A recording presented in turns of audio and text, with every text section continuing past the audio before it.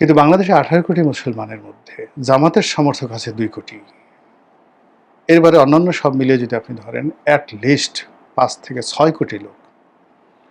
5 থেকে 6 কোটি লোক মনে প্রাণে তারা বিশ্বাস করছে যে তারা একটা এমিরাত গঠন করবে, তালেবানি রাষ্ট্র গঠন করবে, শরিয়া ভিত্তিক শাসন করবে এবং এর মধ্যেই মানুষের কল্যাণ।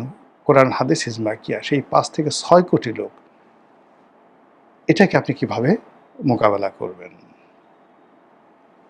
এটা তো বাস্তবতা। তো এই ব্যালেন্সটি রাখার জন্য, এটাকে মোকাবিলা করার জন্য যে পলিটিক্যাল একটা উন্মুক্ত ময়দান দরকার ছিল, সেই ময়দানে যখন রুই মাছ থাকে, বোয়াল মাছ থাকে, অমুক জিনিস থাকে, ইভেন অনেক মাছ আছে, অনেক মাছ আছে, যে মাছগুলো অনেক মাছ খেয়ে ফেলে, সাপ খেয়ে ফেলে।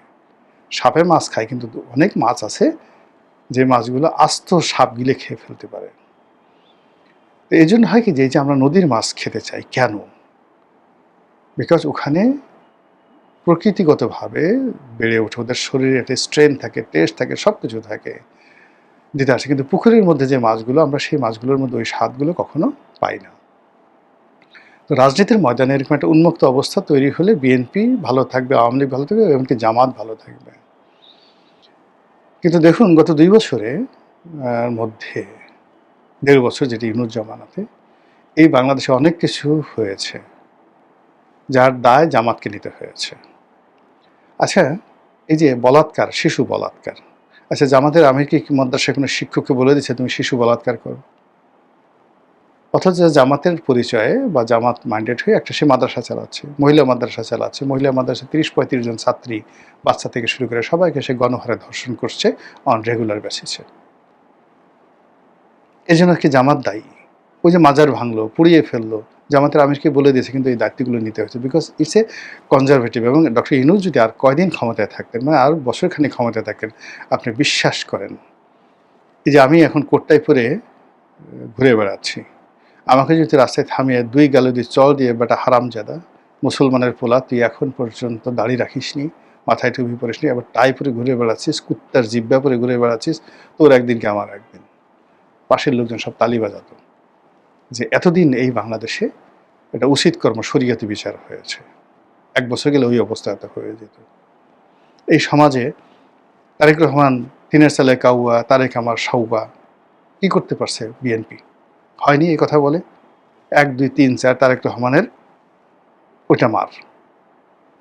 এখন বিএনপির যে সমস্ত লোকজন বড় বড় কথা বলছে, এই স্লোগান যখন বুয়েটে হয়েছে, বিশ্ববিদ্যালয় হয়েছে, কি করতে পারছে তারা বলেন? সমাজে কিছু করে ফলে এগুলো বললে হবে না। একটা সমাজে বা এই যে যখন 1, 2, 3, 4 এই জামাতের আমিরের মতো ভদ্রলোক, সে কি কখনো চেয়েছেন যে তার দলের কর্মীরা, তার সমর্থকরা তারেক রহমান সাহেবের গালাগালি করবে, জায়েমা রহমানকে নিয়ে এই জিনিসগুলো করবে? এই পুরো জিনিসটি হয় যখন রাজনীতিতে ভারসাম্য থাকে না। এনিওয়ে, তো সেই কারণে রাজনীতির ভারসাম্যতে বিএনপি, আওয়ামী লীগ সমস্ত রাজনৈতিক দলগুলো থাকবে, এরকম যারা আশা ভরসা করেছিলেন, এমনকি আওয়ামী লীগের লোকজন যারা এই আশা করে জামাতকে নিয়ন্ত্রণ করার জন্য বিএনপির সঙ্গে হাত মিলিয়েছেন, বিএনপিকে ভোট দিয়েছেন, তারা এখন নিজের কান নিজেরা মলছেন।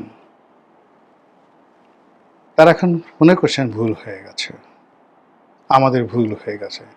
ফলে তারা হঠাৎ করে যদি এই অবস্থাতে সেই মামুনুল হকের সাথে বিএনপির পরিবর্তে আওয়ামী লীগের সম্পর্ক হয়ে যায়, চরমোনাইয়ের সাথে সম্পর্ক হয়ে যায়, জামাতের সাথে আওয়ামী লীগের সম্পর্ক হয়ে যায়, এবং প্রত্যেকটা জায়গাতে যদি তাদেরকে ধরেন, হান্নান মাসুদ হাতিয়াতে ছাড় দিয়ে দিল, হাসনাত আবদুল্লাহ সে ছাড় দিয়ে দিল কুমিল্লাতে, জামাতের আমির যারা যারা যেখানে যেখানে আছে, মিরপুরে জামাতের লোকজন স্টপ হয়ে রইল, বিএনপিতে ওখানে কোনো সংগঠন নাই, তুলি ওখানে গেছে, সাজু ওখানে বসে আছে, গুলশানে আওয়ামী লীগ যে মিছিল করে বলেন তো কে ওখানে ঠেকাবে? রামপুরাতে যদি আওয়ামী লীগ মিছিল করে, নাহিদের পক্ষে সম্ভব না, কে ঠেকাবে বলেন তো? ফলে রাজনীতির যে ময়দানগুলো না, এটা পুরোটাই নিয়ন্ত্রণহীন, ভারসাম্যহীন হয়ে পড়েছে। এটা সরকার বুঝতে পারছে। সেই বুঝতে পারার পর তারা যেটা করছে, তারা যেমন প্রথমে মনে করেছিল জামাত তাদের বড় শত্রু, তারা জামাতকে গুতগুতি করেছে, গুতগুতি করে জামাতকে এমন একটা জায়গায় ফেলে দিয়েছে, জামাতের সঙ্গে আবার বন্ধুত্ব করবে। জামাত এখন মানে দরকার হলে রয়্যাল বেঙ্গল টাইগারেরকে বিশ্বাস করবে, তার সঙ্গে ঘর করবে, সুন্দরবনে গিয়ে দেখা গেল বাঘের কামড়ে মরবে, কিন্তু বিএনপির কামড়ে মরতে তারা এখন নারাজ। বিশ্বাস, বিএনপি তার যে বিশ্বাস জামাতের সাথে, বিশ্বাসটা হারিয়ে ফেলেছে। এনসিপির সাথে তাদের যে যোগাযোগ হয়েছিল বিভিন্ন সময়টাতে, সেখানে মাহফুজ বলেন, আসিফ মাহমুদ সজীব ভুঁইয়া বলেন, মানে বিএনপি সবার সঙ্গেই তো তাদের, এনসিপি সবার সঙ্গেই তাদের যোগাযোগ হয়েছিল, অন্ততপক্ষে 50 জন। এর মধ্যে দেখেন বিএনপির প্রোটোকল পেয়ে, সাহায্য পেয়ে এনসিপি দাঁড়াতে পেরেছে, বা বিএনপি, এনসিপি প্রাণান্ত চেষ্টা করেছিল জামাতের পরিবর্তে বিএনপির সাথে সমঝোতা করার জন্য, হয়নি।